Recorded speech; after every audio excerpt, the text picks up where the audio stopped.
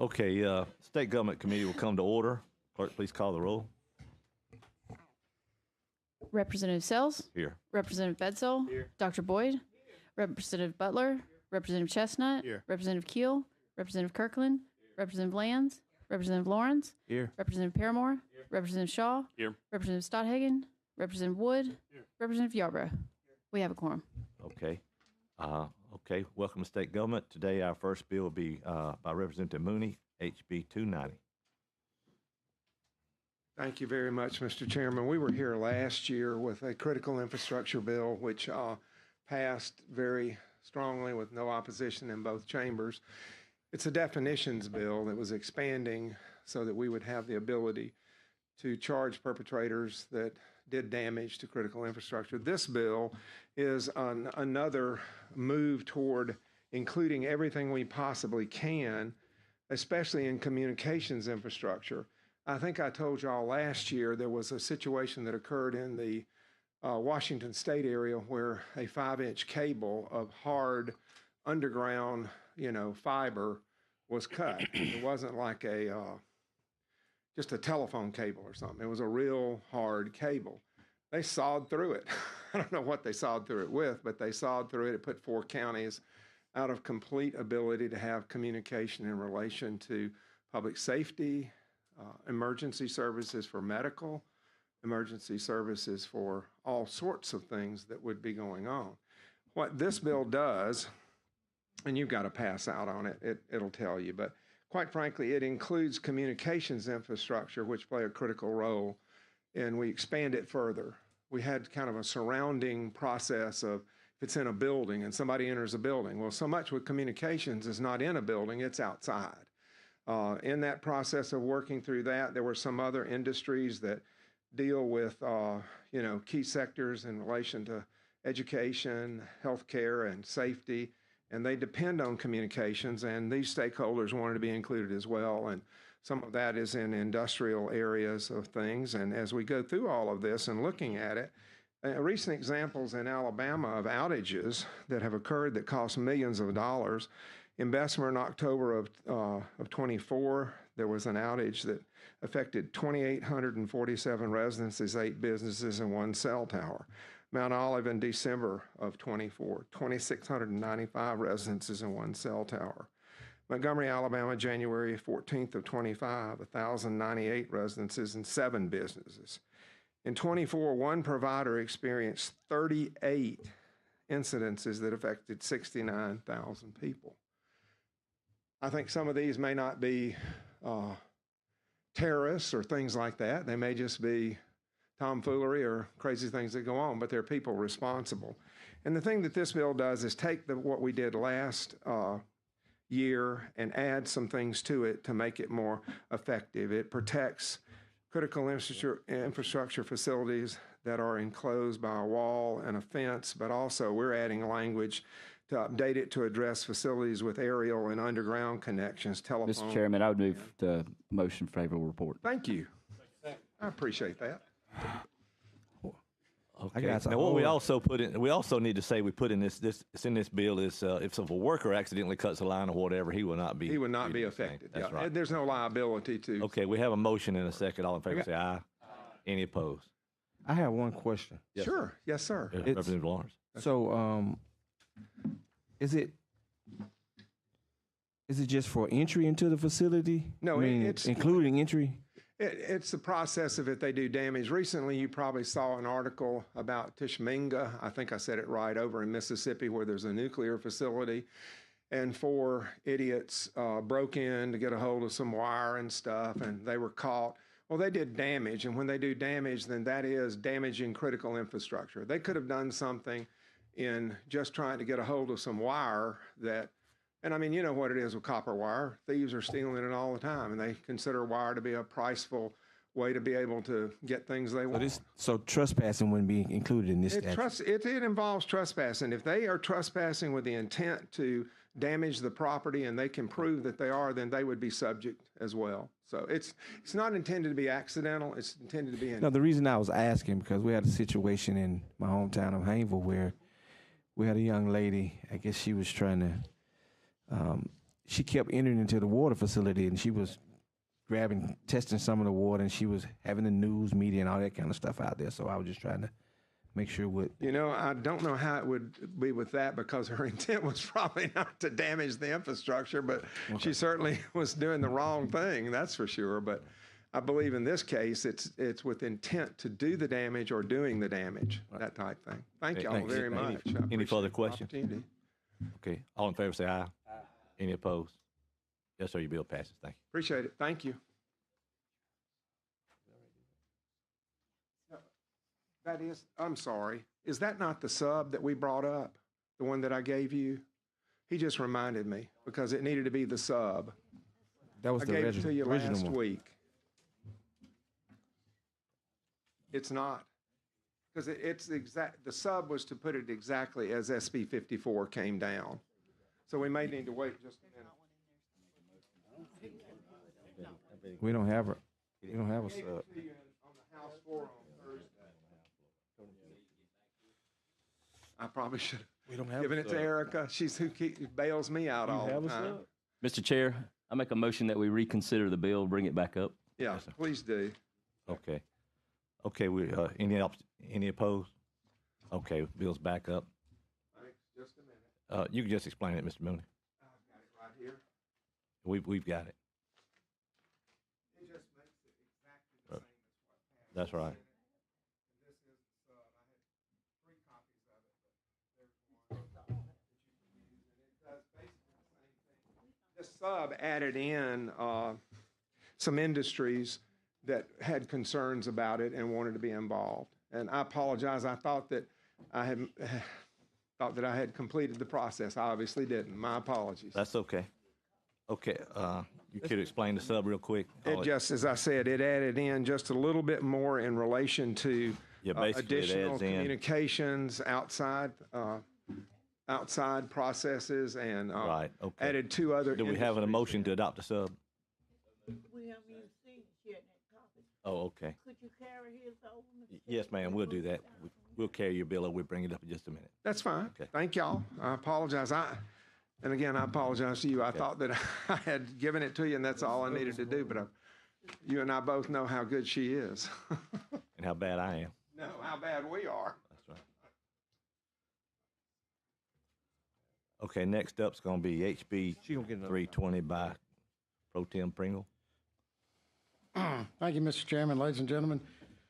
This is a compilation of about 3 or 4 different bills that have been drafted. It's a safe harbor bill for public authorities that award bids for public works projects. Currently, under state law, you have to advertise a bid for 3 weeks in the newspaper. That still stays. The primary ad is in your local newspaper, but it allows it, if you put it on the newspaper's website, or you fulfill these other obligations, you publish it on a centralized website from the Department of Finance, or you do direct mail to the bidders on the bid list. If something happens because you've done all these other things, if the newspaper doesn't actually publish it 3 weeks in a row, it doesn't shut the bid down. Because what's happening is we're opening bids, finding out that it wasn't properly advertised in that one way. And then we have to go back and rebid everything, but all the people have seen the winning bids bid, so it changes the prices on our bids. But because of it's a safe harbor. If you advertise in the paper or their websites, but you do these other things, if there's a problem, it's called safe harbor. We're going to open it up. And I do have one little technical amendment, and it's we had in there, if you look on page 4, line 90. Dedication. We're going to strike out by the awarding authority and leave it as a centralized website just for the Department of Finance. The state's trying to move to a one-stop website and not have 50 different websites that contractors have to go through to see what's being bid out. Mr. Chair, I offer the amendment. Okay, all in favor of the amendment, say aye. Aye. Aye. Any opposed? Okay, amendment's adopted. Okay, any other comments? I, Okay, do we have any questions on the bill or any comments? Okay. Have a motion. Have a second by Representative Butler. All in favor say aye. Aye. Any opposed? Okay, yes, sir, bill passes. Thank thank you. you, ladies and gentlemen. As adopted, as amended. Well, it's been a long day.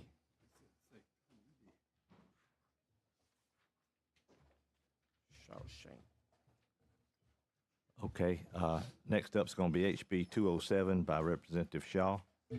Thank you, Mr. Chair. Do you mind if I read from here? Be great. Well, if y'all have government technology, if you want to catch government technology fever, I have the bill for you. It is HB 207. I got to know Secretary Urquhart, who heads up the Office of Information Technology for the state, through his leadership on the AI task force over the summer, and we talked about some of the needs for update to state code related to OIT. OIT was created in 2013.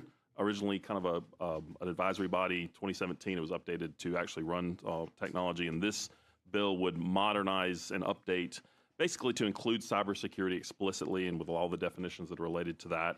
Obviously, we know cybersecurity has grown in importance over the last few years. It also eliminates references to past departments that are no longer present, and it also creates a technology quality assurance board, which is a little bit of a clearinghouse between the various departments to discuss technology and kind of stay on the same page. I do have an amendment. If I offer that amendment now. Yes, sir, go ahead. Offer your amendment. Okay. This amendment would change on line 94, would replace 94 with municipalities and their instrumentalities. It adds the and their instrumentalities. That's just making sure there's no confusion. It wouldn't have done this, but just to make absolutely sure that municipalities and like a utility or something would not accidentally fall under OIT. So I'd move that we adopt this amendment. Okay, we have a motion. Do we have a second on the amendment? Second. All in favor say aye. Any opposed? Okay, the amendment's passed. Back on the bill as amended. Okay, so I am willing to talk at length about any of the things in this bill as much as people would like to hear, but that's the high-level overview. Is there anyone in here that can understand what he was talking about cybersecurity? Well, we have a cybersecurity expert on this committee, but unfortunately, he's the one bringing the bill. So, okay, we have any questions? Okay, we have a motion. Was that a motion? So moved. Okay. Yes, sir. We have a motion. We have a second by Randy Wood. All in favor say aye. Aye. Okay. Any opposed? Okay, bill passes as amended. Thank you, sir. Also, as a bonus, because we passed 207, 208 is no longer needed. That's right. We were working on a parallel. We'll carry 208. I appreciate you putting both on. 280. Yes, sir. You're welcome. Very good. Appreciate it. Okay, we are. Okay, we're gonna be back up on HB 290, Representative Mooney. And I apologize for the confusion on this. No problem. We were all moving so quickly last Thursday. Yeah, if you have an amendment or a sub or anything, please make sure the clerk gets a copy of it. Mr. Chairman, can he kind of go over the difference in the original and the sub? And then Yes, so he's going to do that. Basically, what it does, it mainly adds paper companies, and let me get a copy here just a Hang second. on one second. I'm trying to get back to it. It adds pulp and paper, as well as I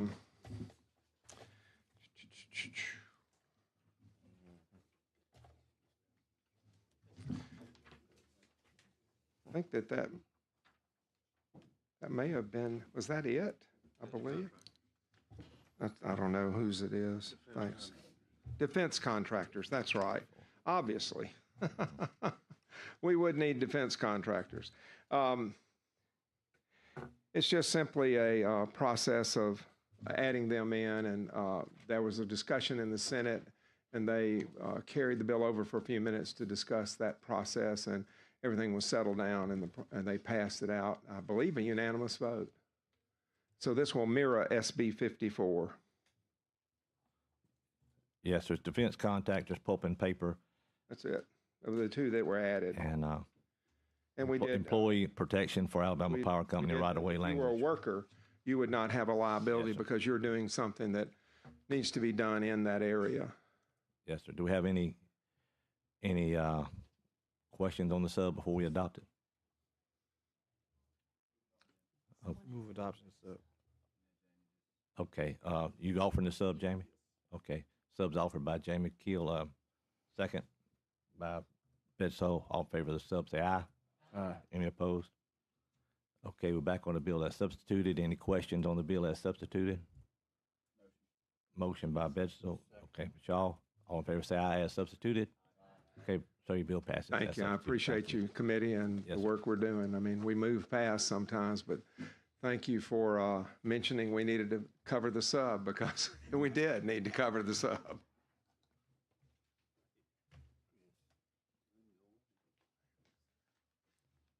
Okay, if there's no more business, we adjourn. Thank you.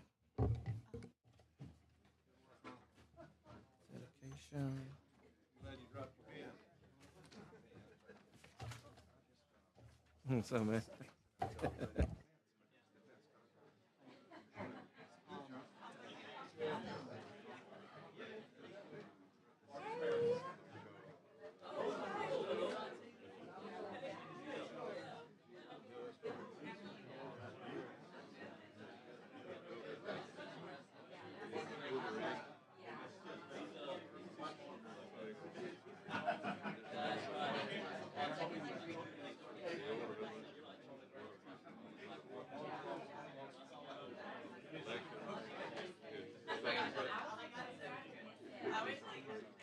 Good job.